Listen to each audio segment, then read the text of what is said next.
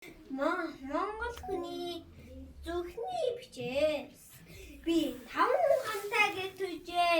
Би 5 тэртээ дэлхий төжээ. Би бол түүхтэй Монгол төжээ. Би бурхан бэндэлдэг хүсгэл төжээ. Байтугай миний хонх намайг өдөөсөн, ботгоолоо намайг хитээсэн, ухангийн надад жигүүр угуулсан, уртын надад ухан цаасан. Чиш чимээгүй.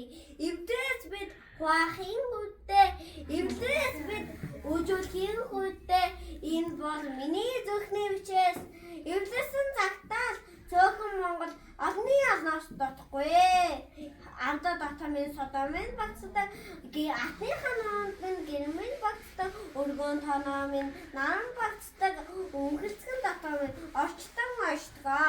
Би дэлхийн өвдөө гэрийн эзэн, би дээшээ заяатай буйны